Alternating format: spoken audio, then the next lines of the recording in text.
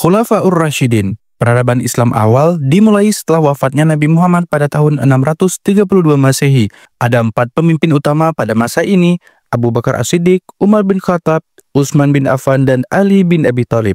Pada masa ini, banyak hal penting terjadi, mulai dari meluasnya wilayah Islam hingga terbentuknya sistem pemerintahan yang lebih teratur. Di masa kepemimpinan Abu Bakar, umat Islam menghadapi ujian yang besar. Berbagai suku Arab mulai memberontak, dan tantangan utama saat itu adalah menjaga agar persatuan umat tetap utuh setelah wafatnya Nabi. Pada masa Umar bin Khattab, wilayah Islam meluas pesat hingga mencakup 2 kekaisaran besar, yaitu Bizantium dan Persia. Utsman bin Affan dikenal karena menyusun dan menyalin kembali mushaf Al-Quran agar bacaan yang digunakan oleh umat Islam di seluruh wilayah tetap sama dan terjaga. Sementara di masa kepemimpinan Ali bin Abi Thalib, umat Islam menghadapi ujian yang berat berupa konflik politik dan perpecahan. Keempat khalifah ini meninggalkan warisan pemerintahan yang berdasarkan iman, kejujuran, dan tanggung jawab terhadap masyarakat. Khalifah Umayyah. Kekhalifahan Umayyah berdiri setelah berakhirnya masa Khulafaur Rasyidin pada tahun 661 Masehi. Pusat pemerintahannya berada di Damaskus, Suriah, dan dipimpin oleh keluarga Bani Umayyah dari suku Quraisy. Dinasti ini bertahan hampir 9 dekade hingga runtuh pada tahun 750 Masehi. Salah satu tokoh besar dalam kekhalifahan Umayyah adalah Khalifah Abdul Malik bin Marwan. Ia dikenal karena memperkuat sistem administrasi negara, menetapkan bahasa Arab sebagai bahasa resmi pemerintahan, dan mencetak mata uang Islam pertama yang bebas dari pengaruh Bizantium dan Persia. Di masa pemerintahan Bani Umayyah, Islam berkembang begitu pesat, wilayahnya membentang luas dari Spanyol sampai ke India, meliputi 3 benua besar, yaitu Asia, Afrika, dan Eropa.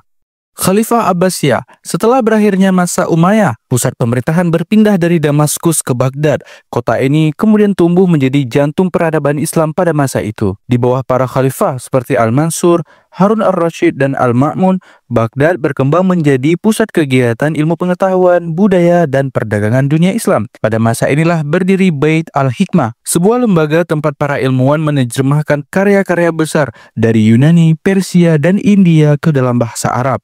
Dari masa inilah muncul tokoh-tokoh penting dunia Islam seperti Al-Khawarizmi dalam bidang matematika dan Ibnu Sina dalam ilmu kedokteran. Kekuasaan Abbasiyah akhirnya berakhir pada tahun 1258 Masehi ketika pasukan Mongol menyerbu dan menghancurkan kota Baghdad. Andalusia. Peradaban Islam di Andalusia dimulai ketika pasukan Muslim menyeberangi Selat Gibraltar pada awal abad ke-8 Masehi. Di bawah kepemimpinan Tariq bin Ziyad, mereka menaklukkan sebagian besar semenanjung Iberia dan mendirikan wilayah kekuasaan yang kelak dikenal sebagai Andalus. Wilayah ini kemudian berkembang menjadi salah satu pusat peradaban paling maju di Eropa pada masanya.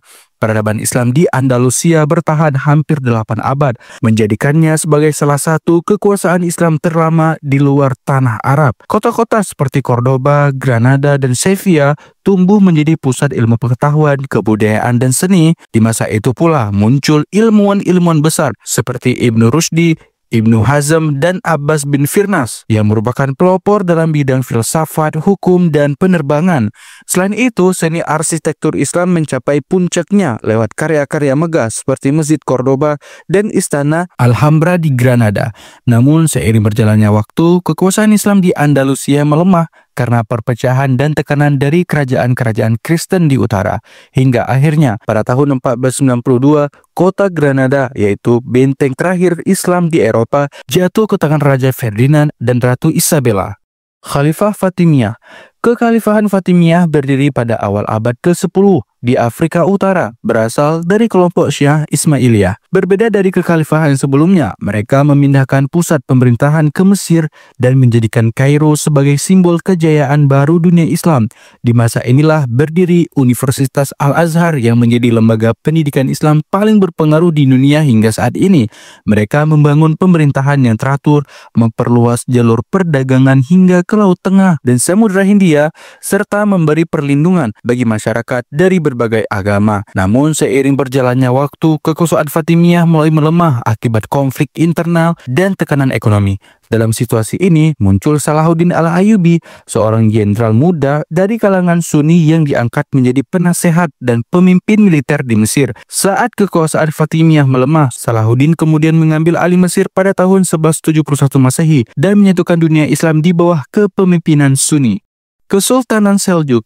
Pada pertengahan abad ke-11 di bawah pimpinan Tugril Bek, Kesultanan Seljuk berhasil menaklukkan Persia, Irak, dan Anatolia. Secara formal, mereka mendukung Khalifah Abbasiyah di Baghdad, namun pemerintahan sebenarnya dikuasai oleh Sultan Seljuk. Masa kejayaan Seljuk mencapai puncaknya di era Alp Arslan dan Malik Shah, ketika wilayah mereka membentang luas dari Asia Tengah hingga Timur Tengah. Di masa inilah muncul Nizam Al-Mulk, seorang penasihat ternama yang dikenal karena kebijaksanaannya dalam mengatur pemerintahan. Selain itu, Seljuk juga berperan penting dalam menyatukan dunia Islam dalam menghadapi Perang Salib Pertama.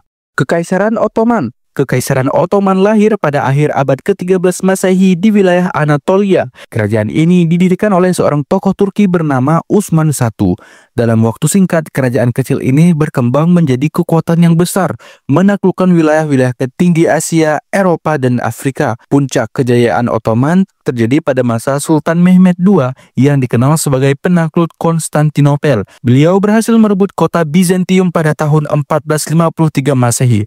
Sejak saat itu, kota tersebut berganti nama menjadi Istanbul dan menjadi pusat pemerintahan Islam yang baru. Setelah berkuasa lebih dari 6 abad, Kekaisaran Ottoman resmi berakhir pada tahun 1924 Masehi, ketika Mustafa Kemal Atatürk membubarkan sistem kekhalifahan dan menjadikan Turki sebagai negara republik.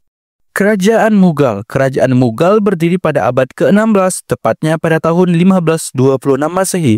Kerajaan ini memadukan budaya Islam dan Hindu yang terlihat jelas dalam seni, arsitektur, dan sistem pemerintahannya. Puncak kejayaan Mughal terjadi di masa pemerintahan Akbar dan Shah Jahan. Raja Akbar terkenal karena kebijaksanaannya yang toleran terhadap umat berbagai agama, memperkuat sistem pemerintahan, dan mendorong kemajuan seni serta ilmu pengetahuan.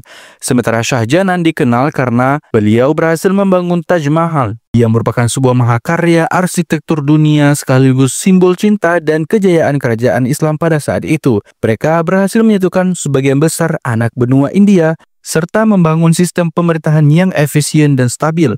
Namun, seiring berjalannya waktu, kekuasaan Mughal melemah akibat konflik internal, invasi asing, dan bangkitnya kerajaan-kerajaan lokal.